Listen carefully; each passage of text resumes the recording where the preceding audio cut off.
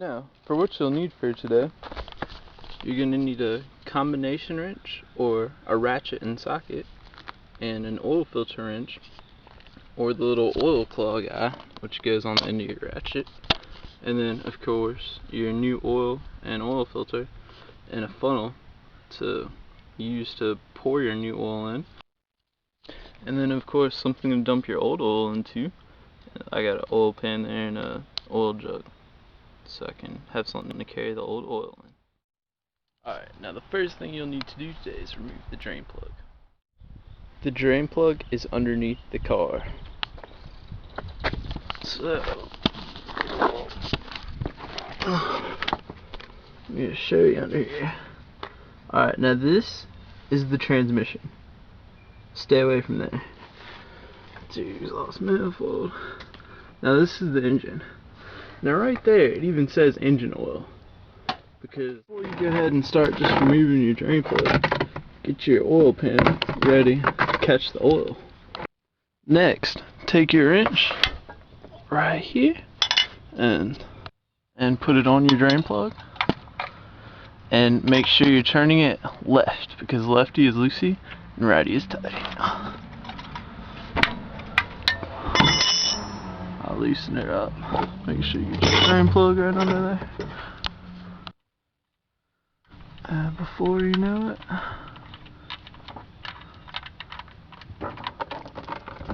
hey, you're draining oil.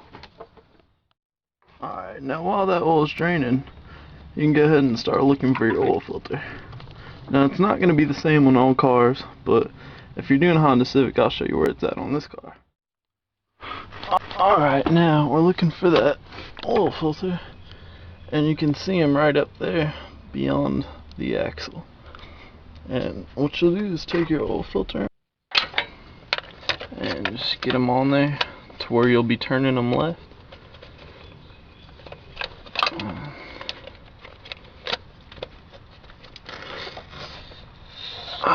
Give me a tug. And once you get them loosened up, it'll come off by hand. There we go. And then get your drain pan. Lined up.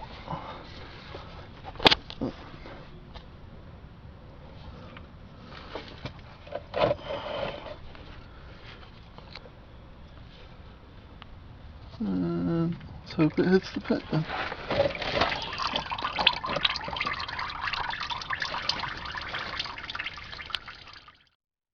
Now, if your drain plug struggled coming off, or if it's hard to get back on, then there's a good chance that these threads right here might be cross-threaded or tore up. So it's a good idea to go ahead and get a new drain plug at your local parts store, because they're really cheap. It's like $1, $2, something like that, and it'll just make it go back in a lot easier, and also prevent damage from the threads in there in the oil pan. A lot of times they just weld a nut inside the oil pan. And if you get a new drain plug and it's still not going in right, then chances are your threads in your oil pan are cross-threaded and messed up, so you'll need to get a new oil pan. Now, when you went to go change your oil, if there's a drip of oil there forming at the end of this drain plug, then you probably want to get a new drain plug gasket.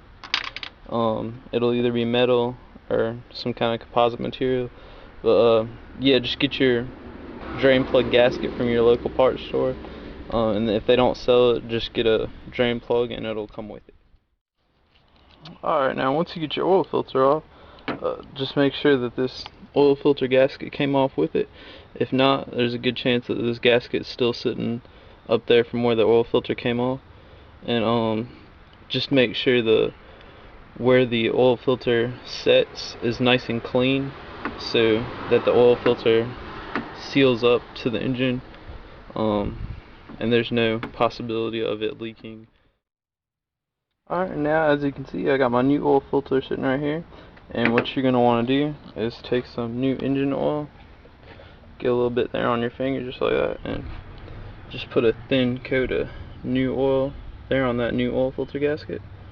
And one quick short little note I'd like to add is you want to use a filter like Perlator, Motocraft, or Bosch, or Canon, or something that's pretty good, because we cut open a lot of these oil filters in my class, and you'd be surprised to see what's inside, like your Fram oil filter, which is what a lot of people use, like those little cheap Fram oil filters from Walmart. So just mainly try and stay away from Fram or other really cheap oil filters, because they actually use plastic components on the inside, which is pretty scary. But Perlator and Motorcraft especially have all metal parts on the inside, and they won't come undone in there. Now, when I go to put this oil filter back on, you want to make sure all you do is hand tight, and no tighter than hand tight, because if you use your oil filter wrench to put it back on, then you could either crack the housing, which I've seen that happen before, or you can over tighten it to where it's just really a pain in the butt to take it off next time you do your oil change. So hand tight as hard as you can, and that's tight enough. Or if you feel like you're pretty weak and it's not going to be strong enough, then you can hand tight it, and then just like a quarter turn, and no more than that.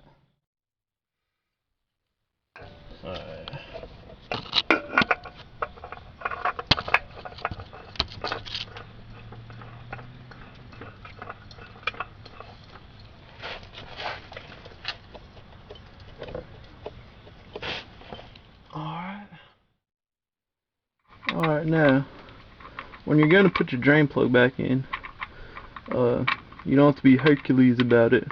You could just snug it down, and that's all you really need.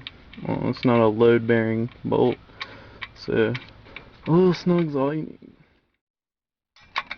Just gonna give it a little extra snug right there. That's good. That's really all you need, is just snug tight down. Okay guys, once you got your oil filter tight and your drain plug tight, it's time to go ahead and, man, that's on there tight. It's time to go ahead and put your oil in. If it's a Honda Civic, it takes 4 quarts, and you can use the little funnel thing I showed you earlier. I like to just kind of pour it in there. These small little quarts, it's pretty easy to just pour it in, and that way you don't have to clean up the funnel and mess with all that. Now if it's a big jug, it can be a little harder, because you gotta start up from farther away.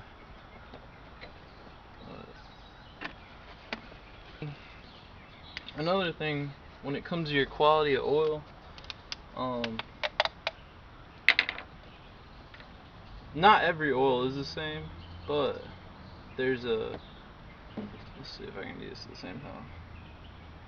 Yeah, there's an API standard, and there's a spark ignition engine standard, and a compression ignited standard.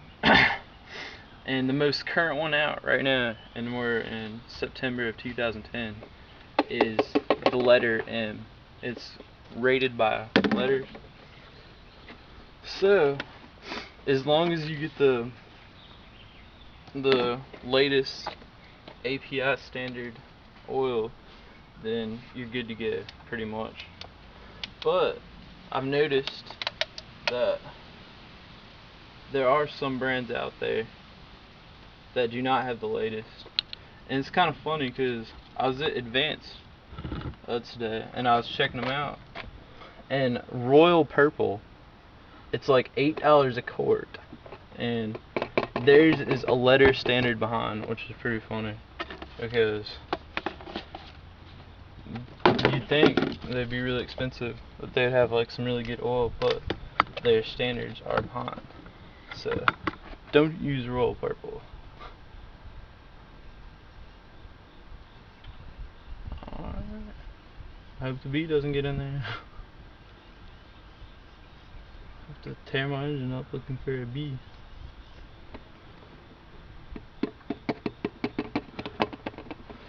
Alright. And a good place to keep your oil cap is right there. So when you're all done and you forget to put your oil cap on, your hood won't shut. So you'll remember to put it back on.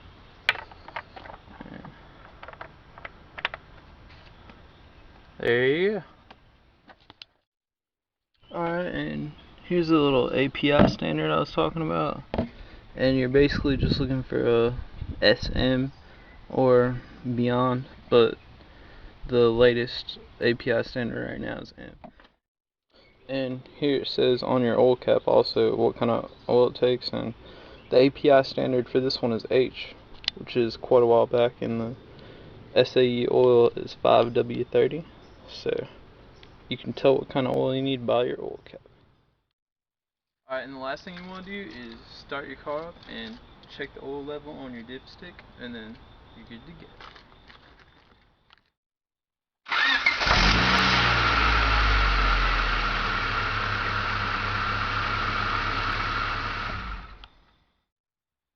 Alright, get yourself a nice clean rack and wipe it off.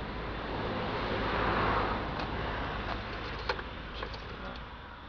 And let's take a look. Alright, just about full. Also, don't forget to change your oil sticker so you know when your next oil change is. And also, on a Honda Civic, this little maintenance guy right there, you just take your keys, push that little thing in with your key, and that resets it to green. Thanks. Well, that's all for today, folks. Happy oil changing.